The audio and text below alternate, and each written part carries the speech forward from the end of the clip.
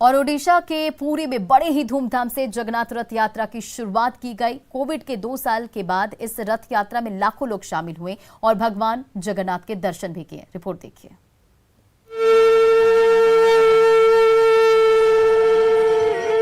ओडिशा के पुरी में शुक्रवार को भगवान जगन्नाथ की भव्य यात्रा शुरू हो गई। शुक्रवार को शुरू हुई यात्रा में लाखों लोग शामिल हुए और भगवान जगन्नाथ के दर्शन किए। रथ यात्रा की शुरुआत में सुबह सबसे पहले मंगला आरती, पूजा अर्चना के साथ भगवान को भोग लगाया गया। इसके बाद सुबह 7 बजे भगवान जगन्नाथ अपने बड़े भाई बलभद्र और बहन सुभद्रा के साथ मंदिर से बाहर आए। इस दौरान पुरी के राजा दिव्य सिंह ने छोरा पोहरा की परंपरा पूरी करते हुए सोने के झाड़ू से सफाई की। इसके बाद अलग अलग रथों में सवार होकर भगवान जगन्नाथ भाई बलभद्र और बहन सुभद्रा के साथ गुंडीचा मंदिर में अपने मौसी के घर पहुंच गए। इस दौरान बड़ी संख्या में श्रद्धालुओं ने रथ खींचकर अपना मनोरथ पूरा किया। जगन्नाथ यात्रा को लेकर पीएम मोदी ने बधाई दी। उन्होंने कहा है कि हम भगवान जगन्नाथ से उनके निरंतर आशीर्वाद के लिए प्रार्थना करते हैं। हम सभी को अच्छे स्वास्थ्य और खुशियों का आशीर्वाद मिले। हर साल आषाढ़ मास से शुक्ल पक्ष की द्वितीया से ये यात्रा शुरू होती है और आषाढ़ शुक्ल दशमी पर तीनों रथ गुंडीचा मंदिर से फिर से मुख्य मंदिर की ओर प्रस्थान करते हैं। इस रथ यात्रा का महत्व क्या है और ये क्यों निकाली जाती है, आइए जान लीजिए। पद्म पुराण के मुताबिक भगवान जगन्नाथ की बहन ने एक बार नगर देखने की इच्छा जाहिर की थी। तब जगन्नाथ जी और बलभद्र अपनी बहन सुभद्रा को रथ पर बिठाकर नगर दिखाने निकल पड़े। इस दौरान वे मौसी के घर गुंडीचा भी गए और 7 दिन ठहरे। तभी से पुरी में भगवान जगन्नाथ जी की रथ यात्रा निकालने की परंपरा है। गुंडीचा में भगवान जगन्नाथ, बलभद्र और सुभद्रा जी की मूर्तियों को विधि विधान के साथ मौसी के मंदिर में स्थापित किया जाता है। भगवान मौसी के यहाँ 7 दिन विश्राम करते हैं और 8वें दिन यानी आषाढ़ शुक्ल दशमी पर तीनों देवी देवता रथ में सवार होकर मुख्य मंदिर लौटते हैं। रथों की वापसी की इस यात्रा की रस्म को बहुड़ा यात्रा कहा जाता है। Bureau report, news 18 network.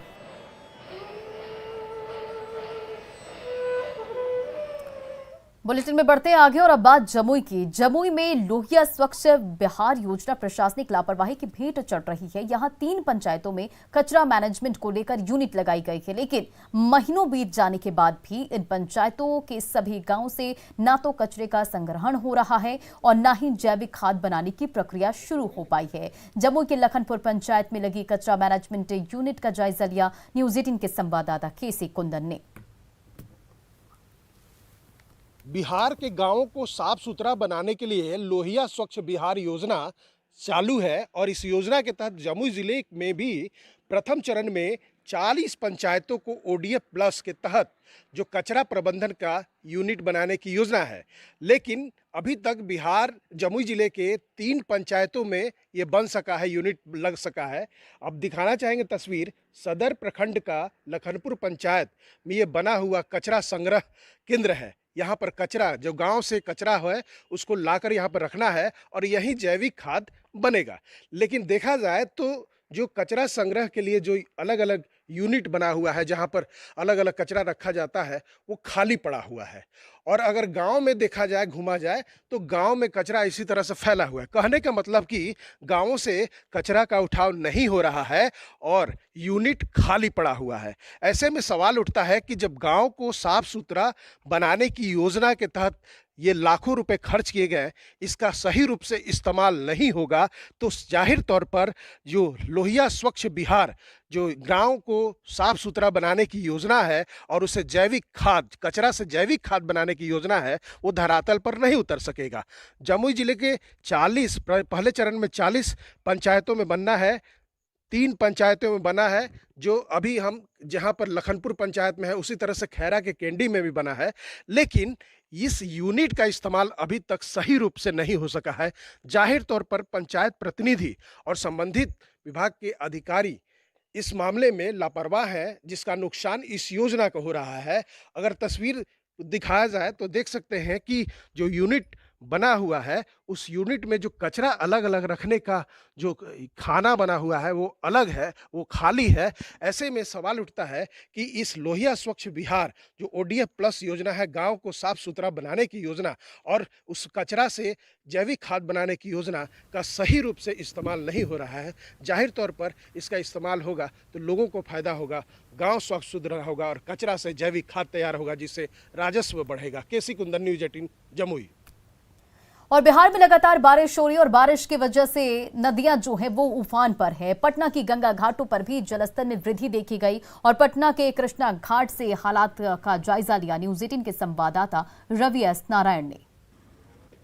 Bihar में लगातार हो रही बारिश के कारण जहां कई जिलों में बाढ़ के हालात हैं, वहीं तमाम जो नदियां हैं वो उफान पर हैं। और गंगा की बात करें तो गंगा के जलस्तर में भी बड़ी तेजी से जो है वो वृद्धि हुई है। और अगर पटना की खास करके अगर बात करें तो आपको बताते हैं कि पटना में गंगा का जो जलस्तर से बड़ी तेजी से बढ़ा है।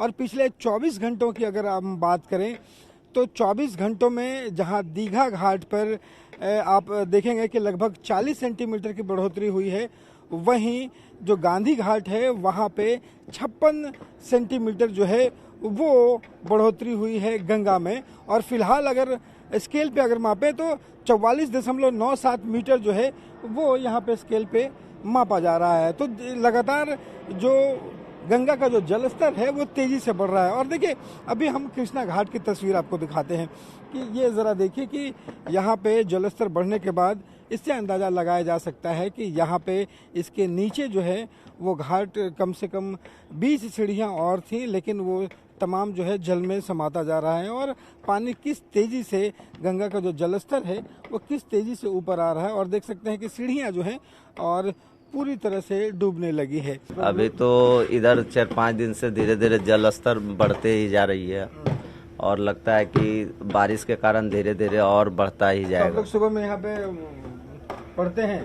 हाँ, हम लोग सुबह में 6 बजे यहाँ पे यूज करते हैं। पानी तो रूप तो भयावह होते जा रहा है, गंगा का रूप, और बारिश के कारण इसका जल स्तर बढ़ते जा रहा है।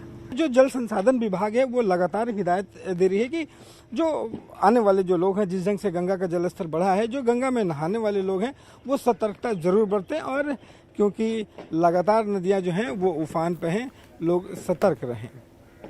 कैमरा पर्सन सुबोध के साथ रवि एस नारायण, न्यूज़ 18 पटना। और फिलहाल इस बुलेटिन में इतना ही। बने रहे आप न्यूज़ 18 बिहार झारखंड के साथ।